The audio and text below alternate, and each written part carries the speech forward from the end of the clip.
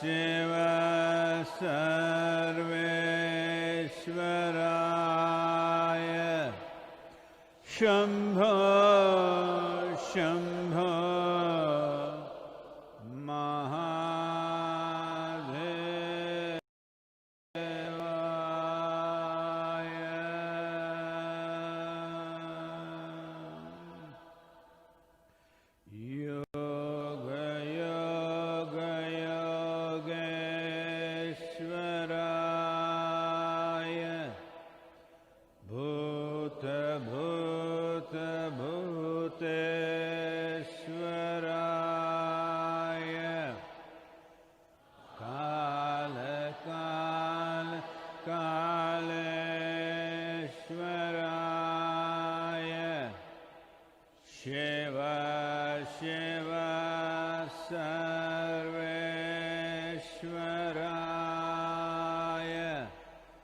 Shambho Shambho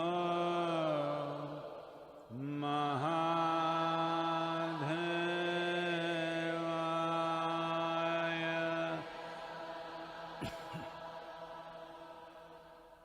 Yoga Yoga Yogeshwaraya Bhuta Bhuteshwaraya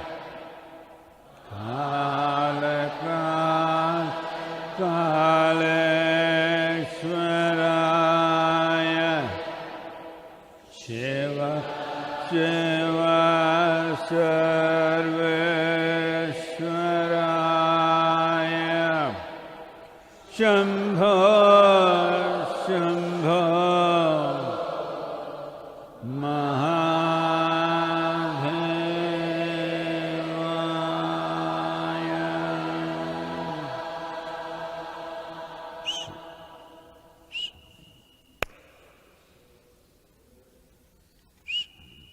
Please.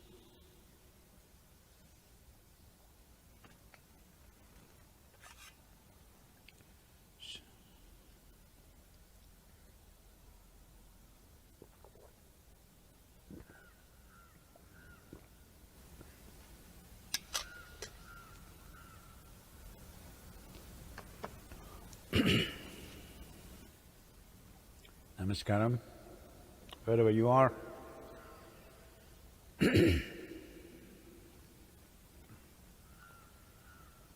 Well,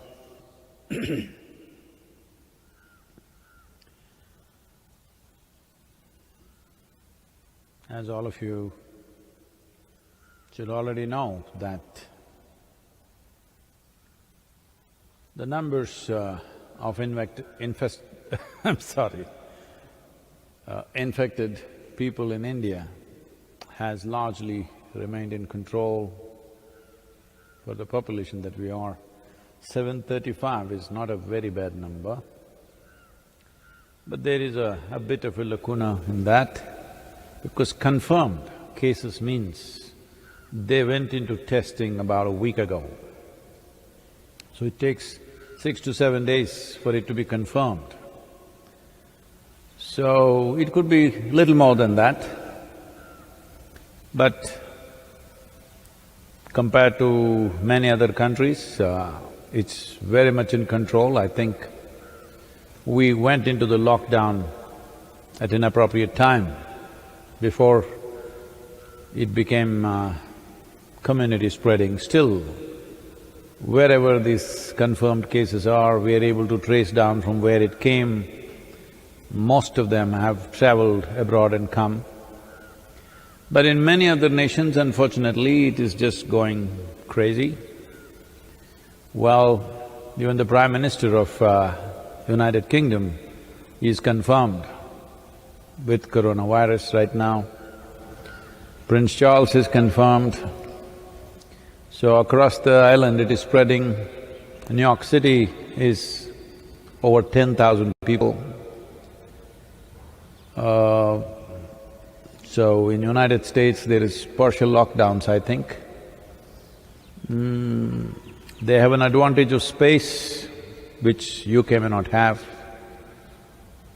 Spain, deaths are going over 2,300. Italy is still doing the same. So,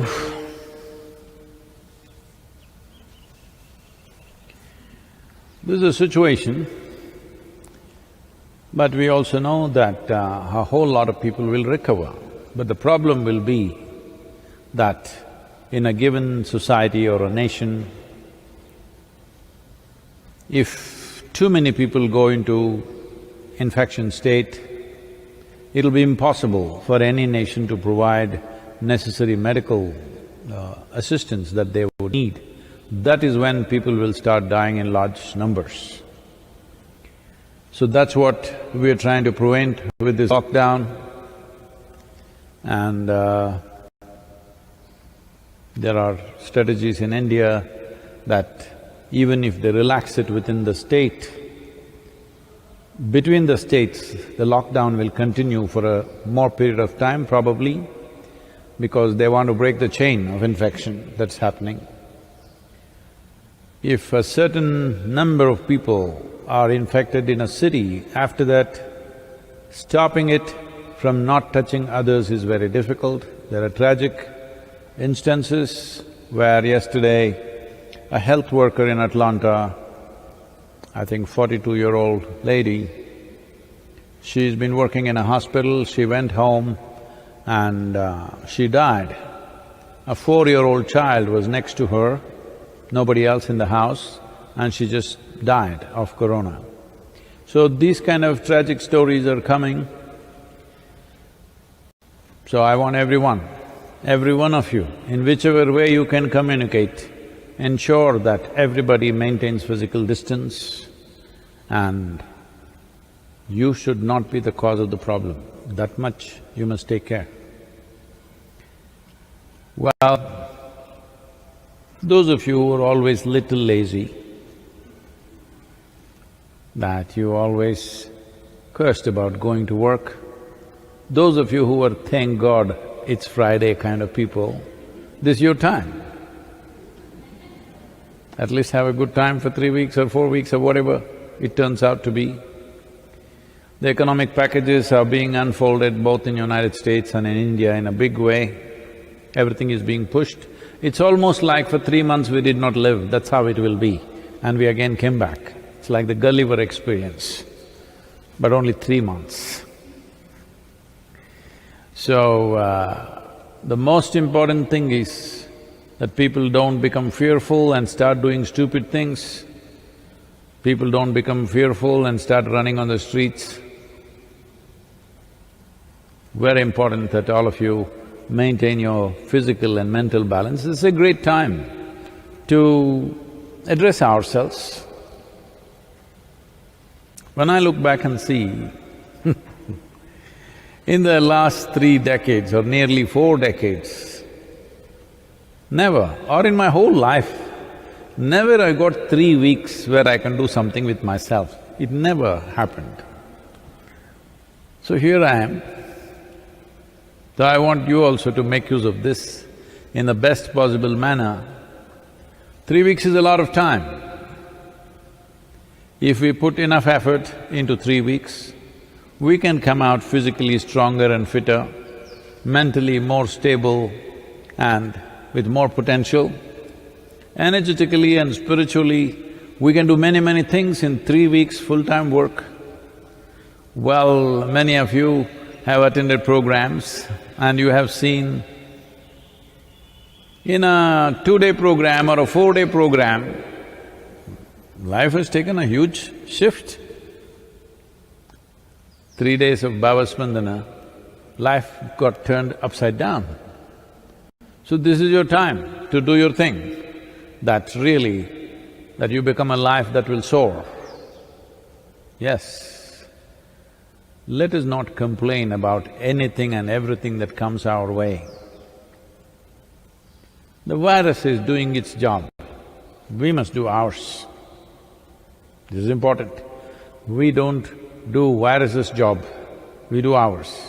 If you transport virus from yourself to another person or from another person to you and you to somebody, you're doing the job of the virus. You're a virus party. If you don't cooperate with the virus, that means you're doing what you want to do. This is the time. This is a given vacation. Well, it's going to set us back economically on various levels. Individuals, families, communities, nations, the entire world's economy probably will fall back a little bit. It's okay. I'm saying it'll hurt. It'll hurt all of us, it'll hurt us as an institution, but it's all right. Maybe we will live the way we lived 5 years ago or 10 years ago. There was nothing wrong at that time, it was fine. We will just be like that. So, the most important thing is, we are alive and we have a vacation. Let's put it to good use. But people are complaining, people are having just 3 days, already home is becoming repressive for a lot of people. All these days they were complaining, where is my husband, I see him only once in a week, where is my wife, she's going to work, I can't see her, I'm missing you, you're missing me. Now, we are missing the office. Well, human relationships are like this. When you're together, it's a problem, when you're away, it's a problem. When they're away, there's only one problem, you just miss them. When they're together, there are multiple problems. This happened. At one time, Shankaran Pillai was a weekend golfer. That is, every weekend he golfs. So one Saturday morning he was putting on his shoes. The wife came and she was in an emotional mode. She said, every weekend you're going away golfing, you don't love me, you love this golf game more than me. Shankaran Pillai tightened the lace and then he said, see Lakshmi, it is true, I love the golf game more than you. But let me tell you, I love you more than the cricket, tennis, football put together.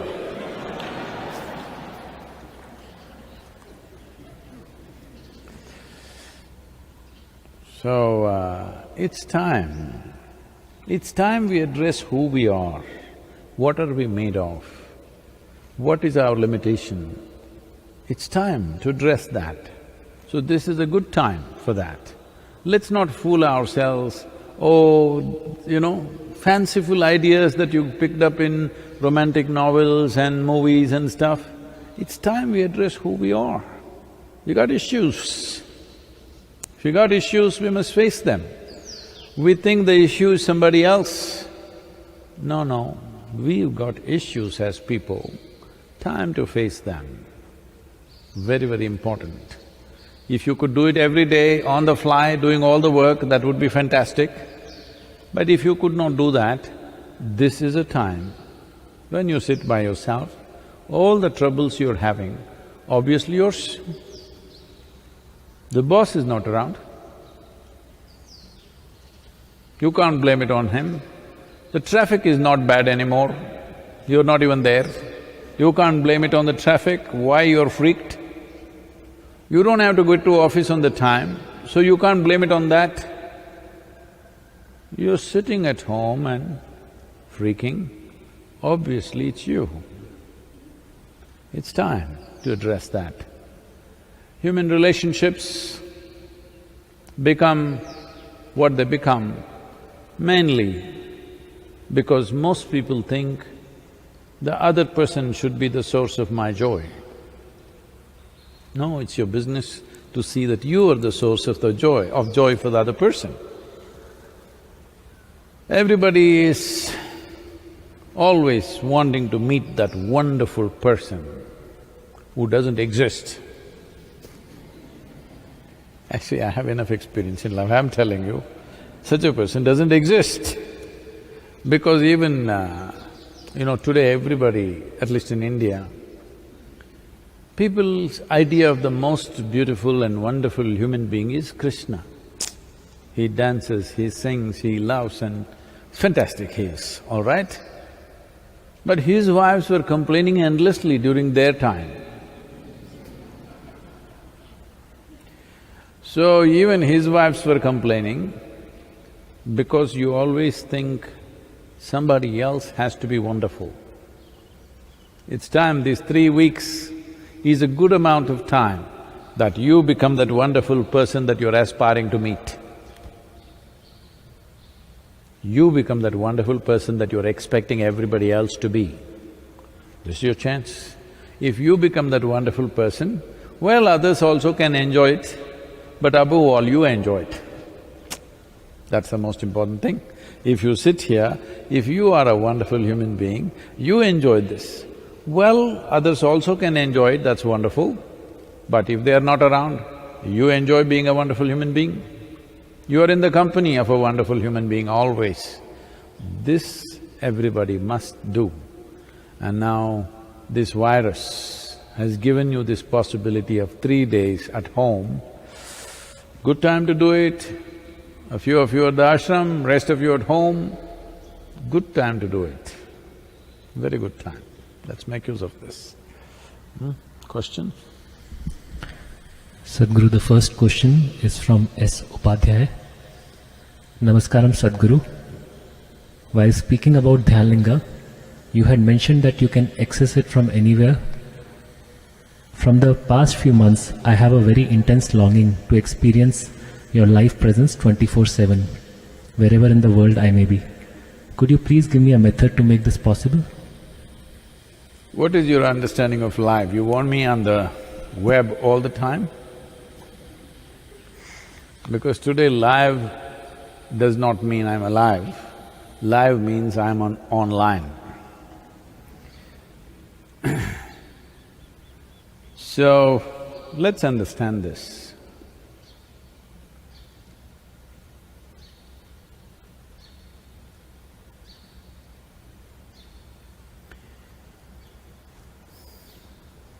What you think you are right now is, this is me. Well, we have done enough of this talk with you, enough processes with you, that what you consider as your body is an accumulation. So it's yours, cannot be you. Other thing is, what all mess that's happening in your head, you think it's me, the content of the mind. Well, that is also an accumulation, that is also yours, because nobody else wants to have it. So, it's yours, but it's not you. So what you consider or what you do not know as myself, but you know you exist, but you do not know what is the nature of your existence. So the whole idea of spiritual process and the tools that are established to manifest this or bring this experience into people's lives, all the tools, whether it is Dhyana Linga or Yogeshwara or myself, this is a tool, this is not a person. The tool is that something beyond physical is happening around them all the time. Physicality, the basis of physicality is a defined boundary. Without a defined boundary, there is no physical nature. So once something beyond physicality is happening, there is no such thing as boundary. There is no such thing as here and there. Physical can only be either here or there. That which is not physical is neither here nor there, or it is both here and there. Well, this may sound little out of reach for you, but Normally, for most human beings, I would say over 90% of the human beings, they can pay attention to something, absolutely, only if they're emotionally involved with it. Very few human beings have a mind which can give them absolute involvement without any emotional involvement. That takes a lot of work. To have a mind that you can stay focused on something absolutely without emotionally being involved with it. But I would say for 90% of the people, they need emotional support to pay attention to something absolutely. This is the reason only those people who you think are in the ambit of your love, you pay attention to them. Those who are not, you ignore. You cannot pay attention to them. So because of this, spiritual process always mixes up a very simple aspect to bring focus. We talk about devotion, emotion, all this stuff. Is it really needed? No.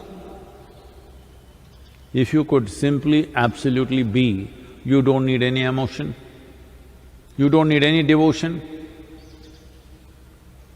Just sitting here, dry as a stick, you can still reverberate with the energies of this universe. But that is a very small number of people. Others need some kind of… something has to tug them in their heart, otherwise they will not look in that direction. They will look for a few seconds and they'll be here, there, everywhere. Only where they're emotionally involved, they're able to keep a steady focus towards that. Whatever emotionally matters to you becomes the focus of your mind. So it's a wonderful tool that way. So because of that, we brought emotion into the system. Once we brought emotion, you know emotion. It's like that. Because it's like that, channelizing that is a huge challenge and unnecessarily it looks complicated because each person starts interpreting it in their own way because each person's emotion is unique in its own way. So do not get trapped in all those things. Do not worry about what somebody else is doing, how it happens to somebody else. This is why in Isha we've always stopped people from sharing their spiritual experiences because others will get confused. If you say, I was lying down, I was just lying down somewhere in some other part of the world, wherever you are, Mr. what? Acharya? Upadhyaya. Sadhguru came.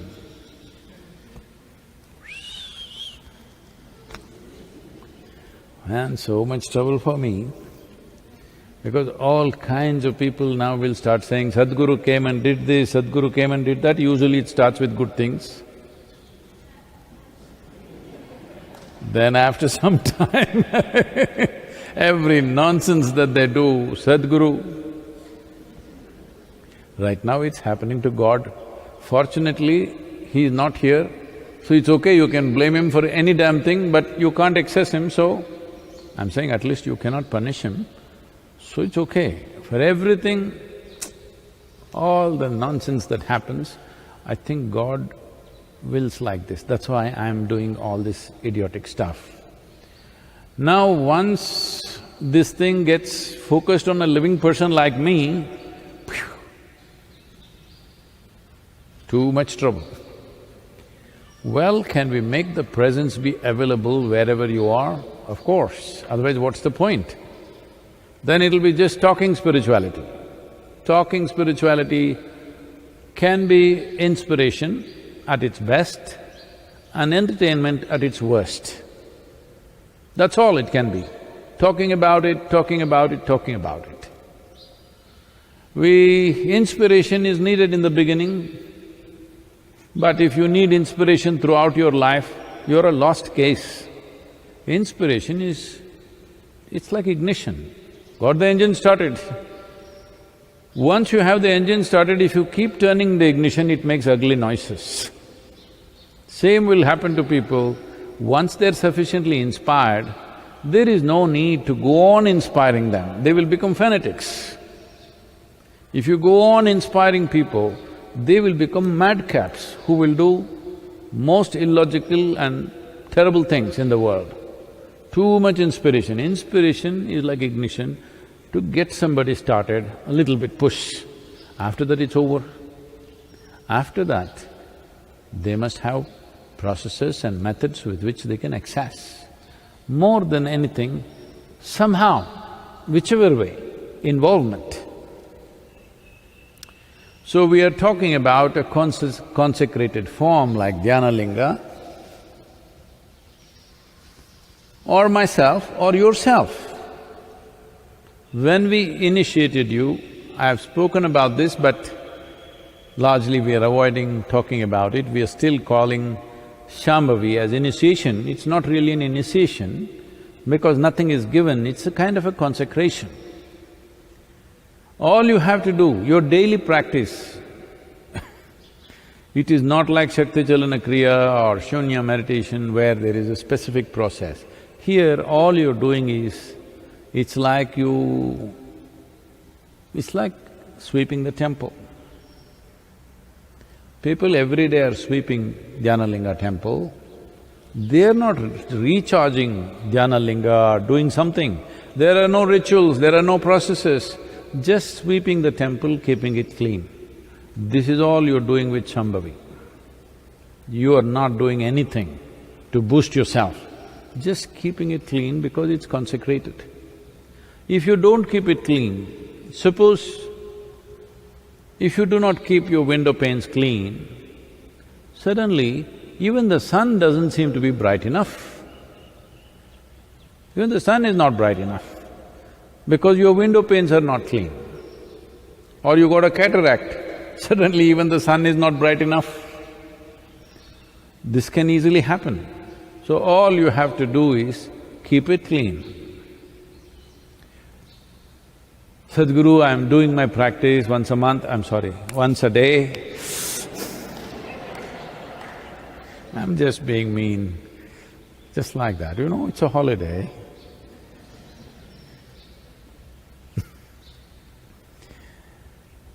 If you're doing your practice every day, to some extent it's clean. But maybe the rest of the day you're completely oblivious of it. So one simple thing you can do is use something, anything. Maybe a picture, maybe a mantra, maybe just a sound, maybe just a reminder on your phone, just anything that mentally, emotionally, you just get connected to that aspect as many times as possible in a day. That if you close your eyes, only that appears. Right now still all those cinema stars and others are appearing, so you're not feeling it. It's not that it's not there. You're not… See, when you do the practice, you feel it. During the day you're not feeling it because you let other things dance. Item numbers are happening. So you do anything, use anything you want, maybe a reminder on the phone, maybe a picture that you will look at it, or a phone screen, you put something as a screensaver, or a chant, you yourself chant or you listen to a chant, do something. All we are trying to do is mentally, emotionally, you're focused in one direction. If you do this much, the presence will be strong. Even now it's there, but like with cataract, how can you see? You're just trying to remove the cataract, that's all. It's very much possible to experience any dimension of life which is not limited by physical nature. You have no problem feeling it and experiencing it and knowing it. Distance is not an issue, there is no distance for non-physical dimension. Distance is a manifestation of physicality. If there's an inch, there is a mile, if there's a mile, there is 10,000 miles. That's how it is. From an inch to a light year, there is distance only because of physical objects. If there is no physicality, distance means nothing. So this is not a physical dimension. So, feeling it, knowing it, experiencing it will not be a challenge if there is a certain amount of focus towards that. You create your own device, how to remind yourself every few minutes or once an hour or whatever you like, it will happen.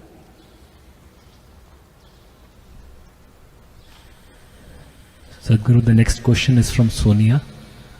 Namaskaram Guruji. I am from Berlin.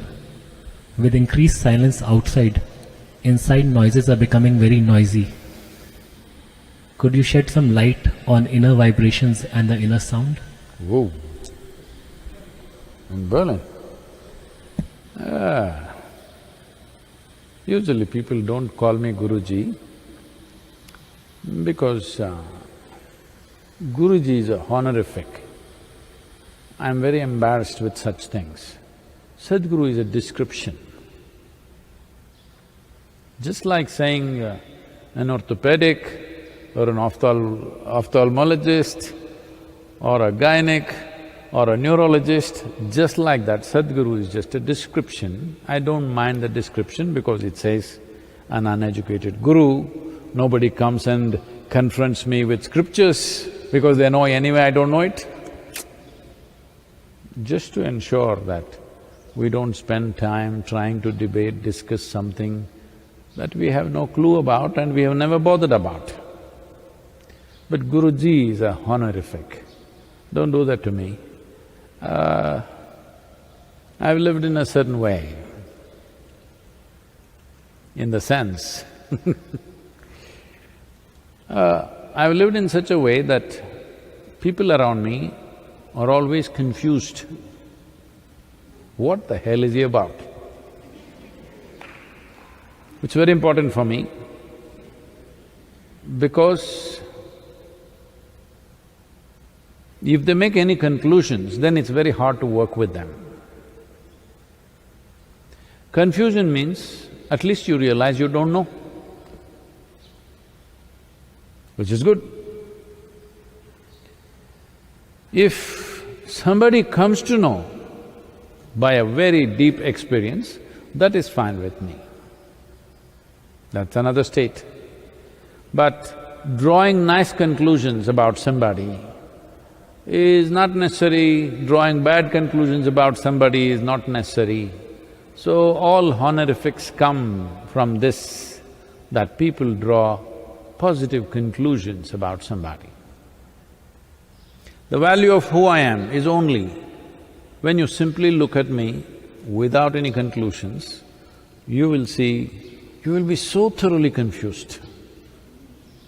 You've not paid enough attention to me because most of the time you're seeing me sitting here in a satsang or this kind of situation, so you have not seen me in various situations. If you see me in various situations, you will be thoroughly confused, which is a very good thing.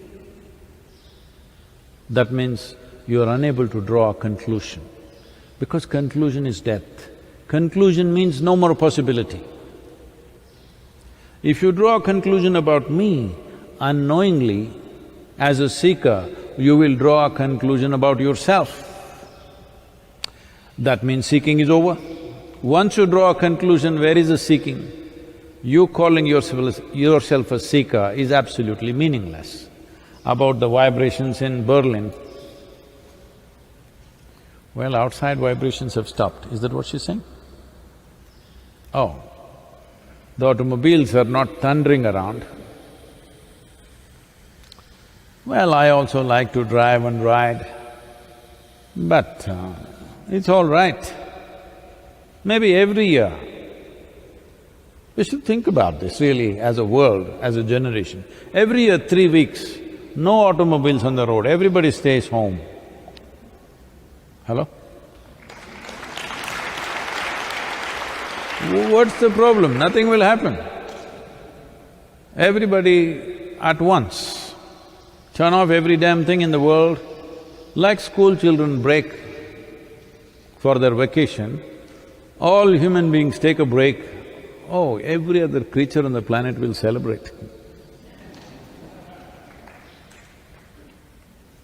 So if all the machines in Berlin have come to a standstill, the German automobiles are not thundering around. So now, am I understanding the question? She's saying, how to manage interiority, or what about the inner vibrations? What is that? Could you shed some light on the inner vibrations and the inner sound, given that outside has become quiet, but the inner has become more noisy? Oh. Inner or interiority has not become noisy, it's never been noisy, there is no such thing as noise in that region. It is just that because you are not busy, you're getting preoccupied. Most people normally think they are busy, but if you look at their lives, 60% of the time they're just preoccupied with something. This is like chewing the cud, you know. What happened yesterday, you're still chewing. This facility is not there in your body. Cows, goats, sheep, they all have this facility that they can eat today and after a few hours they can bring it back and chew the cud. Such a facility was not given to you in your body, so you have created one in your mind. This is an evolutionary problem. You're not willing to come out of the four-legged state, that you want to chew yesterday's cud. In the southern Indian mysticism and yoga, we look at people and if they are either enjoying or suffering only what has happened in the past, because of past activity, now they're enjoying something, but doing something totally different now, not understanding that they're just enjoying past benefits and it may run out any time. We say, ayyo, palay sadam. Palay sadam means old rice, that means this is old food. Enjoying old food. What we ate yesterday, right now it is still, in terms of energy and strength, is still working in our body. Similarly, what we did yesterday or 10 years ago or a lifetime ago, maybe still we are benefiting from it. But if you're not doing something right now to enhance this will run out. Old food will rot after some time. What was very wonderful will become very nasty after some time. A whole lot of so-called successful people in the world go through this at different stages in their life, that they will be enjoying the results and karmas of the past. And they think everything is fantastic, they live wantonly now. One day suddenly it hits them, not necessarily from outside, most of the time it's from within. Their own psychological structure, their own body goes into such a relapse, they can't believe that this happened to them. This is because you're living on old food. It's important you cook fresh food every day, it's very important. This is why present karma is very important. I want you to understand, there is no noise in your interiority, there is no vibration in your interiority, there is no sound in your interiority. It is all in your head. This is because you're chewing the old cud. Now, if you are busy with some activity, you would forget some of the things that are happening in your head today. But once your hands are not engaged, then you see this will go on. So what should I do? Well, we have taught you many ways. You don't try to stop it because you cannot stop it. The only way is you can distance yourself from it. Well, there are many methods to distance yourself. If you're doing Shambhavi or Shunya, definitely there's a powerful process. Otherwise, you can do Isha Kriya. If you don't know any of these things right now, the simple thing is just this. You have to just Look at yourself and see. You're a tiny little creature in this vast existence, we don't know where it begins, where it ends. On this little mud ball of a planet, you sit here and you think you're the center of the universe, it's a stupid idea. Everything is from this basis that you think you are the center of the universe. It's a very stupid idea. From this stupid idea, many stupid ideas have come, which is socially considered intelligence. So you just look at your thoughts in the context of larger cosmos. Now the virus is threatening your life. In the context of your mortality, the things that you think about, the things that you think are important, every one of them is stupid. If you see your mind is, your thought, your emotion is utterly stupid, naturally you will create distance. The problem is you think it is smart, and now when it troubles you, you want it little away. No, whatever you think it is smart will sit on your shoulder like a badge. It will not go. It will not leave you. The moment you think you are smart, your thoughts cannot leave you. You cannot close your eyes and sit if you're a very smart guy. Just know this. When you know you're a bloody fool, you can close your eyes and sit. In terms of life, in terms of existence, you really nothing, okay? Socially you may be something. Among fools, fools will shine. That doesn't mean anything. As a life, tomorrow this silly little virus can knock you off. Yes, you or me, I'm saying. It can just knock us off. So whatever great smart things we are thinking doesn't mean a damn thing. If you understand this, naturally there will be a distance between you and your thought process. Once there is a distance between you and your thought process, it doesn't matter what you're thinking at all. Yoga yoga yogeshwaraya bhuta bhuta bhuteshwaraya kala kala kaleshwaraya Shiva Shiva Sarveshwaraya Shambho Shambho Ma